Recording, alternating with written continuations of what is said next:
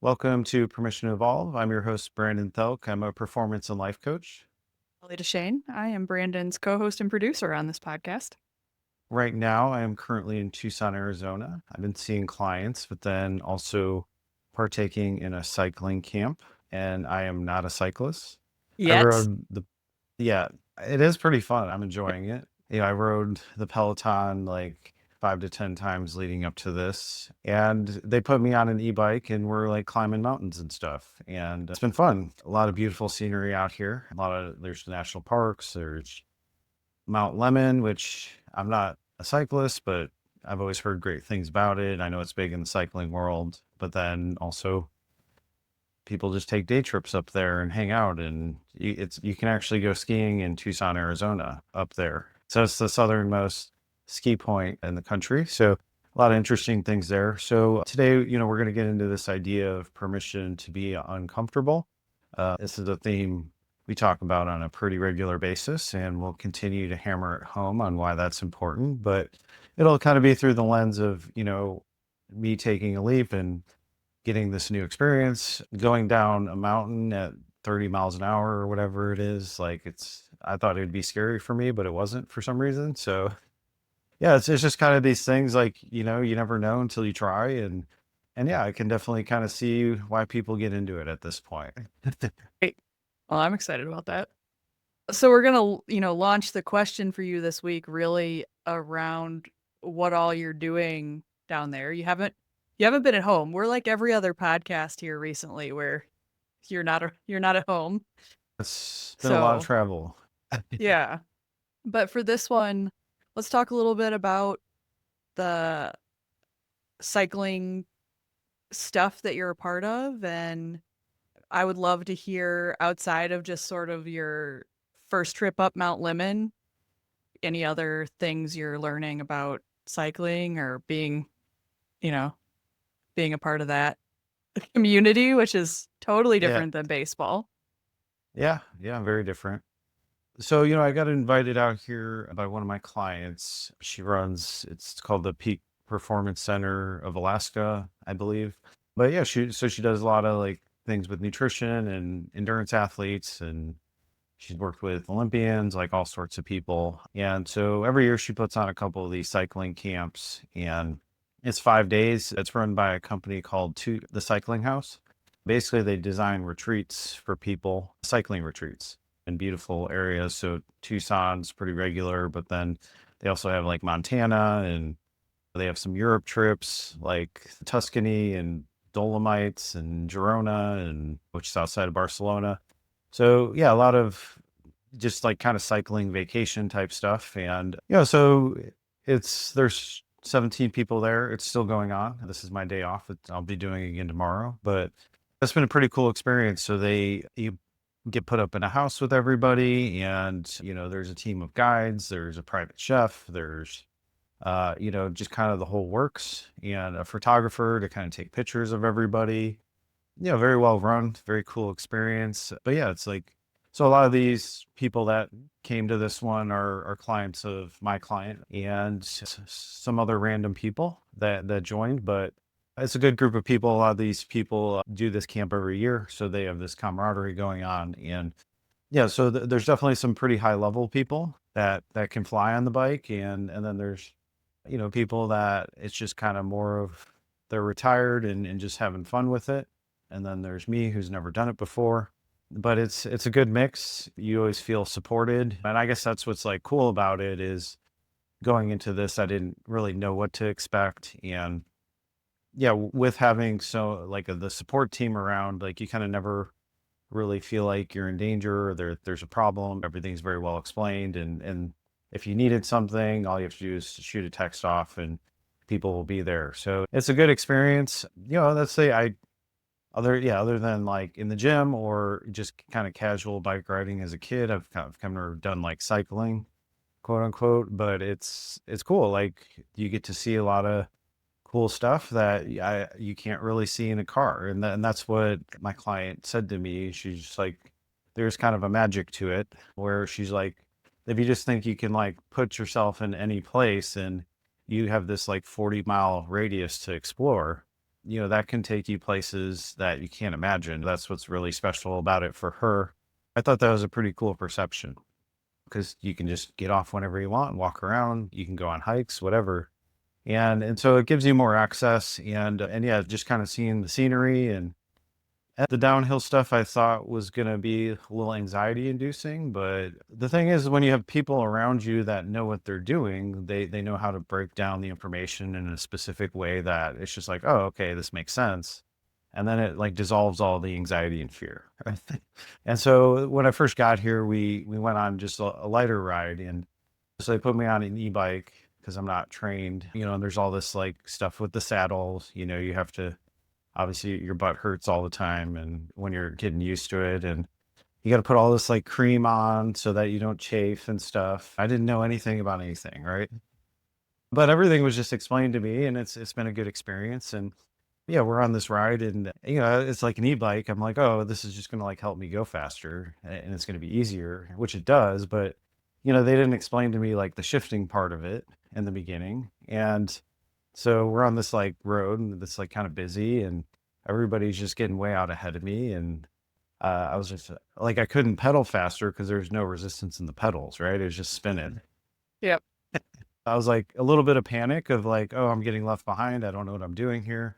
But then it was simple, like, oh, yeah, this is how you shift, right? Once that happened, it all clicked in and I was like, oh, I know how to do this, right? And there's nuances to it, but it's just like with the right type of support, like it's like an uncomfortable situation can be actually pretty painless. And that's what I've experienced. And so yesterday we rode Mount Lemmon, which I believe is like goes up 7,000 feet, something like that. It's a lot of climbing. It's like a 5% grade most of the time. So it's just like a steady climb. But there was a point where between mile like 11 and 14 where the grade went up to like 10% and the altitude was almost 6,000 feet and I got killed. I had to get off the bike and walk for a little while because my quads were on fire and I couldn't breathe. But just made it through it, and that's the thing is you don't want things to be too easy. And for the e-bike, it was making things pretty easy for me for a while. And so I was getting a little cocky with it. And then I got humbled, right? Which was good. That's what's cool is like, I wanted to make it to the top. And so after that 3 mile stretch, they have checkpoints like every 7 miles with the van to support you with like nutrition and hydration and stuff. And so after that little stint there, I got to the top of that hill and they were right there waiting for me. And I was just like, okay, I need a little bit of help. Like I want to get the next 7 miles, but like maybe like let's meet halfway. So they drove me 4 miles down the road. So I got to mile 18 and then I just finished the rest of it off, which is a little over 20 miles. And then on the descent, it's about an hour descent. So How you're long did it going take very you? Wait, how fast. long did it take you to climb up though? So if it's an hour down, how long did it Uh, to get up there? let me think. So I started at 9:30. I got back to the house at 3 o'clock. And then, there's like breaks in there and stuff. So yeah, it's probably a good like 4 hours like out there before that, Okay.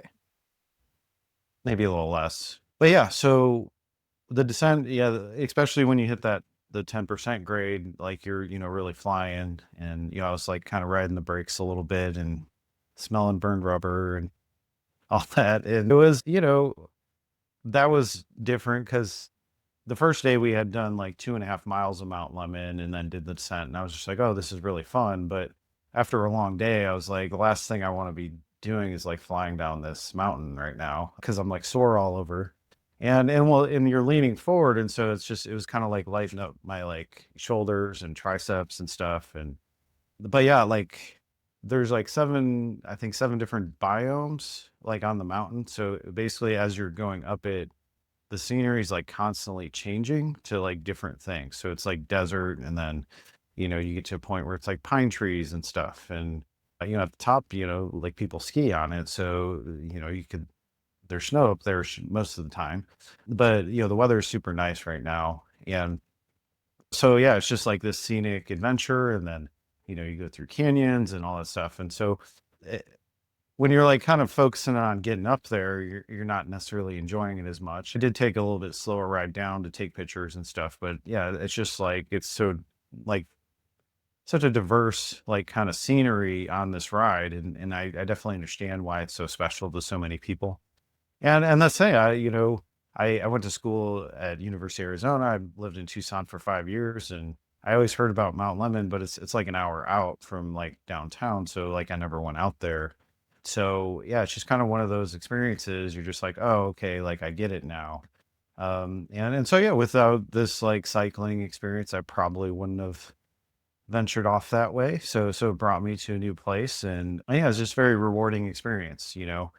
I guess it's that's with this work, because I work with a lot of athletes, and oftentimes when you go to push your limits, your mind can like go pretty dark. I guess when I was like going up to that really hard part, it was like I wasn't having like dark thoughts or anything. It was just kind of like a little bit of frustration of there. I wasn't getting plugged into any like traumas or anything like that, which like felt good for me because I'm like, okay, I'm really stressing my body out, and that's usually when your mind goes dark. But it was just more of like the battery on the bike was dying, like all these things were going wrong, and I was like, oh, I just got a little bit more, and I'll get there, right? And it was kind of annoying, but like I didn't really get plugged into anything too dark there, and this is obviously going to help me connect with my athletes I work with. Now that I have some of the cycling experience with my triathletes, it's good to kind of know what they do at a deeper level, and so I'm excited to kind of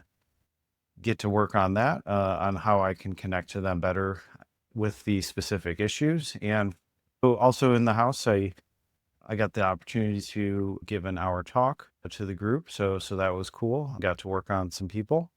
And yeah, so everybody was super receptive, and yeah, so I'm just kind of curious to see what develops from this. I feel like I've created some bonds, and there might be some like business opportunities that come from it, but it's like, it's all this inability to say yes to things, right? And when she asked me into this camp, there was no part of me that was like, oh, like no, I don't cycle, right? I was like, oh, I'll try it, I don't care.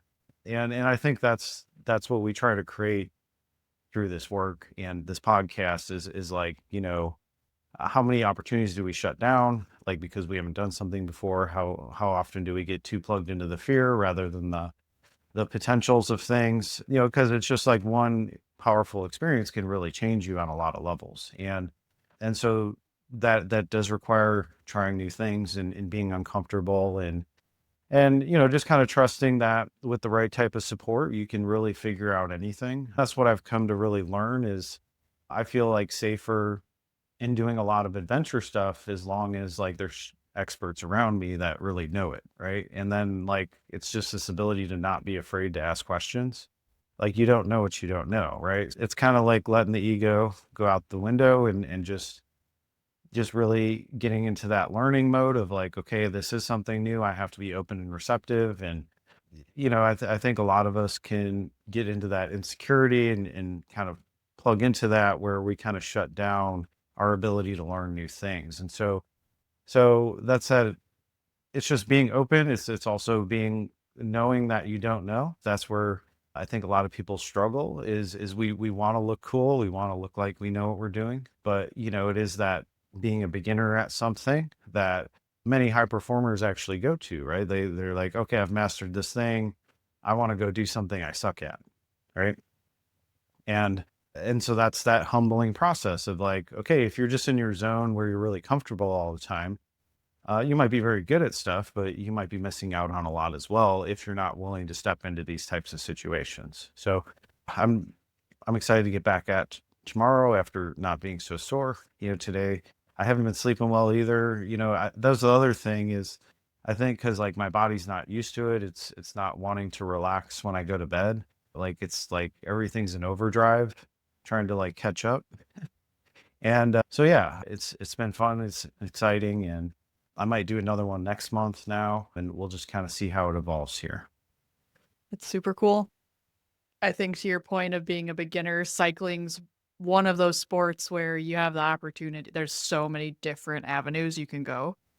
So You could be a road cyclist, you could be a gravel cyclist, you wanna be a mountain biker, cyclocross, like, what do you wanna do? There's, like, so Yeah. many different opportunities to go suck it at a Hmm. different form of the same sport because 'cause they're so Hmm. different. Yeah. Hmm. Yeah, and so everything kind of has its specifics, right? And so it's that ability to be like, oh, well, like, okay, I might be too comfortable in this area. Let me like throw something else in there and see what happens, right?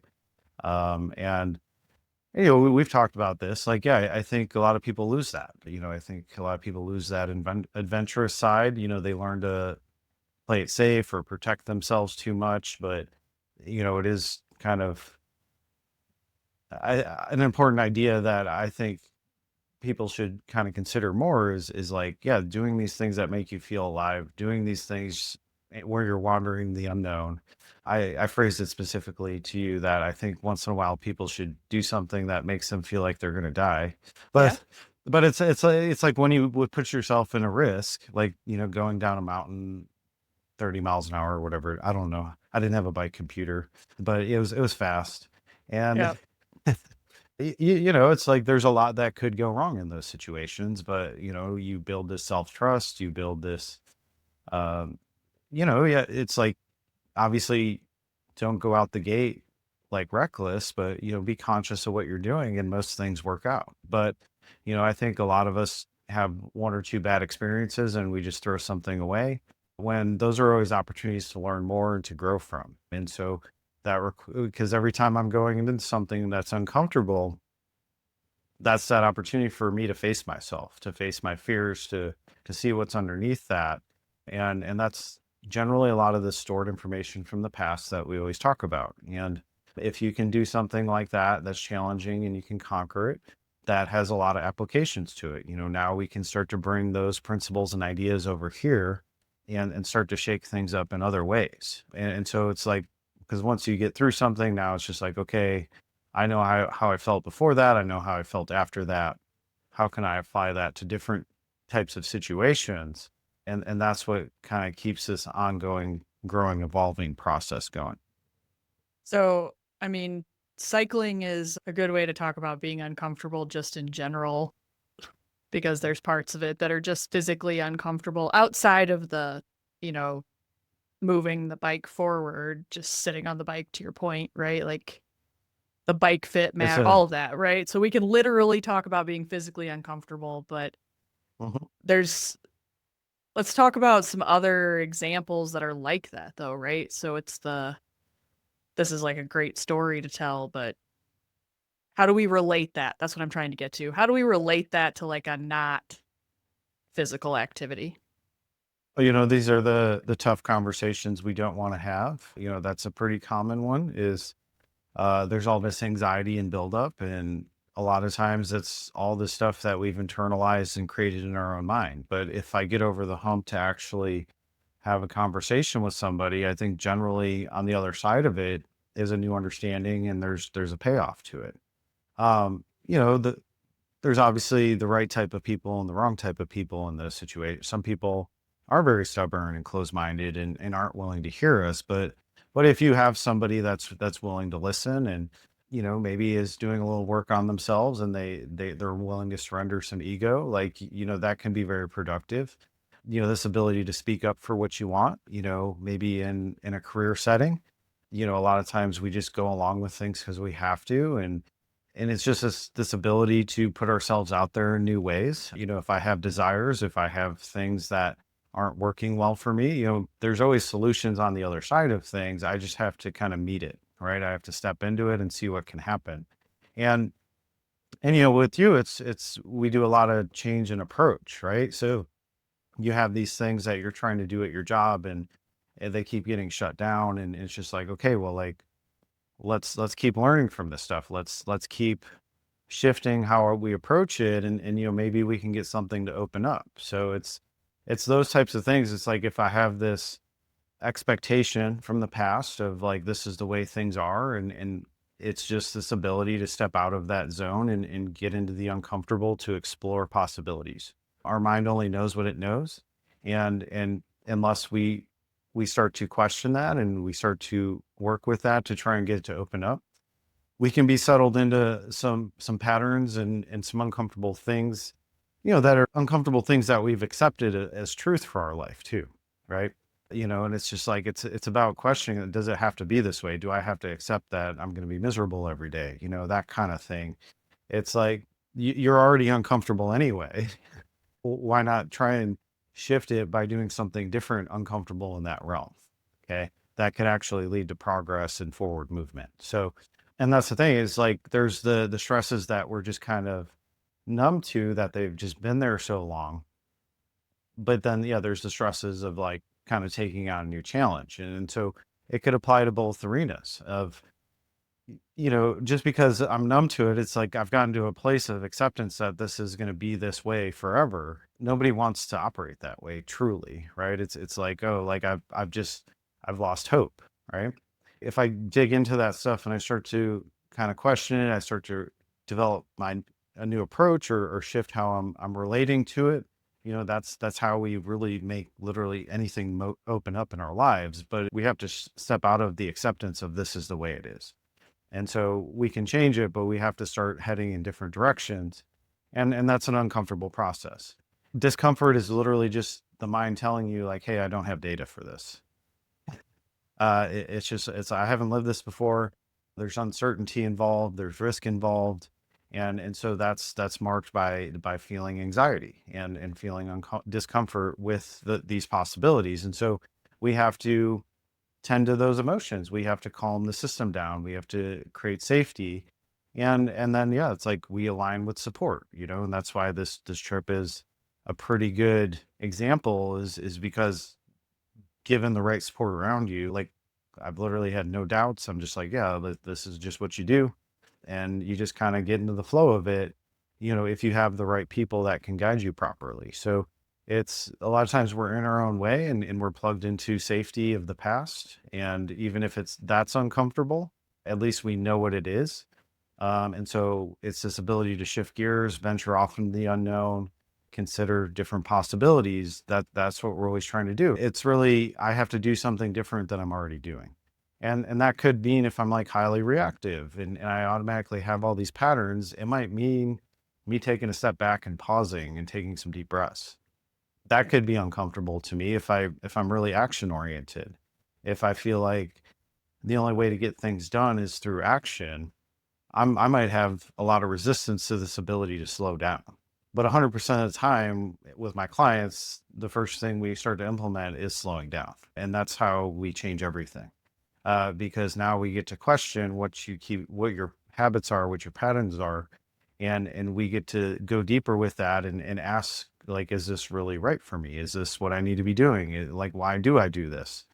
And so when we can get to the bottom of that, generally we can align with things pretty easily because we're clearing the resistance out from the change. Okay. And so resistance to change is just this desire to stay safe all the time. But if you're wanting to stay safe all the time, you're not going to grow. Okay. It's just inherent in the growth process is I need to be challenging myself in new ways. I need to be thinking differently. I need to consider that I might be wrong or that I might not know everything. And that's an uncomfortable thing to our ego. So we just can go back and come to terms with that. Like, do you want to be right, or do you want to move forward? Do you want some changes? And that is probably going to be, okay, the strategy I'm using doesn't work for this situation. It used to work, but now it doesn't work anymore. So I need to kind of let go of that stuff. So it's really through the way we express ourselves, that is how we confront ourselves, right? So it's like I need to go shake things up. So I'm going to be trying new things. And in that process, my mind's going to be bringing me to the surface, the conflicts with, it's going to be showing me my limiting beliefs, which are going to be internal conflicts with the direction I want to head. And so it's about waking up hope again. It's about empowering ourselves. It's about taking responsibility for things. It's about unpacking shame and guilt and all the kind of hardwiring we get to basically stay in this same lane our whole lives. But that's generally what makes us miserable. So by being more curious, by being more adventurous, by being more open-minded, that's how we start to dismantle this stuff. Because when we get new experiences coming in, that gives us new data to pull from. And then once we once we conquer one thing, we can see how that it's the same process no matter what we're doing. Just like you said with the bikes, there's all these different styles. Okay, I did it here. Why can't I do it over here? Right? It's just like that doesn't make any sense. If I'm going to be a beginner again, but I also have some basics down already that I can bring with me, and then I can keep working the puzzle until that clicks. And then once that clicks, now I can go to this other option. And so it's always an evolving process if we let it be. But many of us just cling to things so tightly that we don't want to do anything different. We stop challenging ourselves. We stop being adventurous because some sort of pain happened, something happened where, we questioned ourselves, where we shut down, or maybe it was an embarrassment where I don't put myself out there anymore because of something that happened. But, those experiences that happen to you, those are all things to learn from. And taking different avenues, putting ourselves out there in different ways, we're forced to confront that stuff and work through it, which can really free our mind and really expand our world. 100%. I can't tell you how excited I am that you're biking. That's like a thing I didn't expect from you. So I love that we're doing a podcast about biking. I think, one of the things too in the discomfort, maybe let's talk about is the like who do I think I am kind of imposter syndrome or something, right? Like that kind of thing might also come up while we're on the biking path, right? I I don't want to say it was on a whim, but it was kind of on a whim, decided to sign up for a 200-mile gravel race, having never ridden gravel before, to your point of like going to do all this other stuff. And there is, Mhm. as I'm like actually riding on gravel, and it's really freaking hard and not the same as riding on the road and blah, blah, blah. Thinking to myself, oh God, I think I bit off more than I could chew. Like, for sure. So let's talk about that discomfort. Yeah, I mean, there could be like, you know, we can get out ahead of ourselves and, maybe we need to adjust the pace or whatever. But it is this idea that everything does kind of start with a desire. And if I have this desire, there's a path to it. And especially with this, where you have already kind of been in one lane for a while, like you've kind of seen that growth process. So it's very easy to kind of bring that over here. It's different, and your mind has to learn it, and your body has to adjust, right, to the differences. And our nervous system is highly adaptable, and it's just about reprogramming it to do what you want it to do, right? When the doubts come up, when the who am I type of stuff comes up, it's just like, well, like, who is anybody, right? It Anybody that's done anything has like felt that way, but then they didn't like let it stop them, right? As long as you're putting in the work and the focus, you can develop yourself in any way you'd like. That idea of neuroplasticity is you can literally remodel your mind, you can remodel your nervous system to adapt to any sort of thing, but you have to train it, right? The training piece is, okay, I'm going to go practice this on a regular basis so that my body can start to adapt to it. And so any of the who am I stuff, it's just there's probably been people around you in your life that have like shut down things that you wanted to do, and that generally comes from childhood. That could be coaches, that could be teachers, that could be parents, some sort of authority figure like told you you couldn't do something. And many people like there could be, so you started in that direction and it got squashed pretty early, or it could have been like you tried and failed and couldn't figure it out, but like you didn't have the proper support. There could be a lot of reasons why you weren't able to get going with something.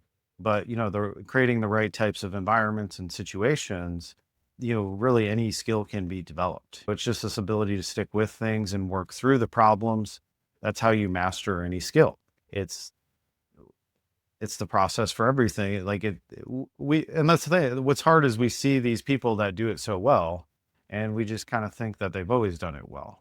But, everybody was a beginner at once, and it's just knowing where you're at in the process and being okay with that.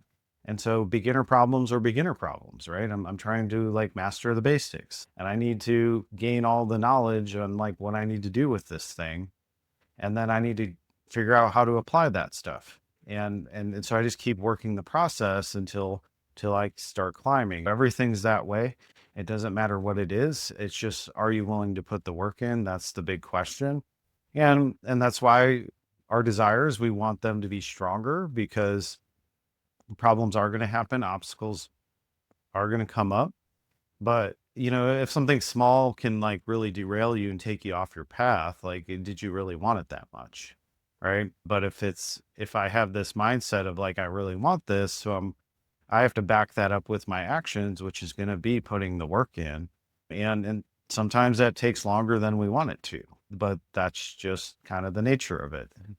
Anybody that becomes exceptional at anything, it's thousands of hours of work that's put into it. And and you have to kind of be real with yourself. What do you really want out of it? Do I want to casually do this, or do I want to be really good at it? Right? Do I just want to do it for fun, or do I want to be very competitive with it? You kind of have to search yourself for those answers. Because when we get into something, if we have a performance mindset, we generally think like, oh, I need to be good at this, but it doesn't like have to be that way. It can just be you playing. It could be something that you just enjoy doing for the sake of enjoying it. There doesn't have to be achievement attached to it. There doesn't have to be any sort of goals or anything like that. It's just like, when I go do this thing, like I'm being playful. I'm getting connected to joy. I'm getting more in the present moment. And that's one of the beauties of cycling, is like, you have to be super aware of everything around you. There's cars, there's potholes, there's all these different things that can happen. And so you kind of have to be present. And any sort of activity we're focusing our energy on, that's what we're trying to get out of it. We're trying to get to this point of like, oh, I'm here. My mind's not off somewhere else. My mind's not stuck in the past somewhere, because I'm actually adding the dynamic of like, it's for my own survival to be present right now. If I'm not doing anything, my mind's automatically going to wander to the past a lot of times. If my survival depends on it, I have that extra incentive to focus, because there is danger involved. And so these are kind of important things, like that's creating the right type of environment to really push you forward, is just like, oh, this really does force me to drop everything else and just be here. And that's really what we're trying to do with this work, is we're trying to dismantle a lot of the past, so you can be here more often, because that's when you're the happiest. That's when you can actually be in tune with what you want. And it's also where you're the most fulfilled, because you can start to measure where you're at in relationship to where you used to be. So you can see that gap, and you can be really connected to like, oh, I'm heading in this right direction. So fulfillment comes from progress towards our desires. And so if we're not putting work in towards something, that's where we feel aimless, where we don't feel like we have any purpose. It's we have to have some sort of aim. We have to have something we want to improve upon to get us moving in a direction. That's what we pull it from. Well, this has been super fun so far. If we're kind of leaving our listeners with some ideas or your final thoughts, right, around working through discomfort. Yeah, what would you say? I guess the more you do it, like, the more it's not a big deal. It's kind of it's a practice. Every once in a while, like, I have to get plugged into some adventure, and it's like, I talked about going to Puerto Rico before and doing cliff diving and all, like, and I had done it before, and so this next time was easier, and that kind of thing. Anything where it's, as long as you kind of know what you're supposed to do and what the basics are, you can start to put yourself out there in these uncomfortable situations more often, and it doesn't really have to be that big a deal. And so it's a lot of times it's the build up to the first time of doing something where we psych ourselves out and then just fall back into what's comfortable. But these are the rewarding experiences. When we grow, when we expand, when we get experience something different, that gets us thinking differently. That gets us behaving differently. It starts to expand possibilities for us, because you're like, oh, if I did this, like, what else can I do? And so it's kind of this like this thing that you catch as you start doing it. And that's one of the things I really value about you, Holly, is yeah, this ability to try new things, and triathletes in general. A lot of times there's a discipline they like really suck at, and they're just like, well, I got to figure it out. You're kind of forced in that position where you just get humbled over and over again. But that's for your own good. Like we all need to be humbled. If you're just in your zone of strength all the time, there's probably a lot of pieces out of place, you know. So we need these different dynamics. It's good for our mental health. It's good for our well-being.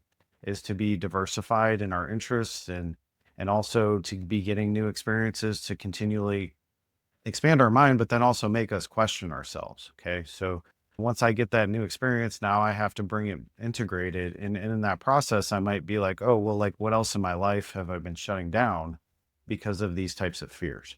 So the discomfort is the marker we're looking for, but you know, or generally the first couple times of doing new things, if you're not like a growth oriented person, you are just going to have a ton of anxiety buildup.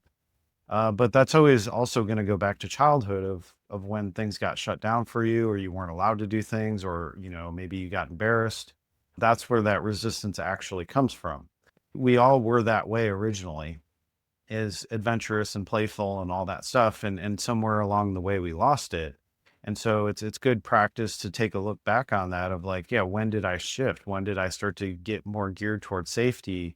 Because odds are is there's a lot of desires that you've shut down around that, that if you're willing to put yourself out there again, you know, some of that stuff might wake back up and take you in a whole new direction. So, you know, it's really about challenging yourself and thinking deeper, and through these processes, we learn more about ourselves too. So it is a self-discovery process. So yeah, I just encourage you to take some small risks, put yourself in some situations that are unfamiliar to you, and the more you do it, the easier it gets. So like I said, at this point, I'm kind of I'll try anything once. You know, if I don't like it, I don't like it, but at least I tried it, right? And as long as you're supported, usually you can create safety around that. So it's not such a risky situation. Sure. Yeah.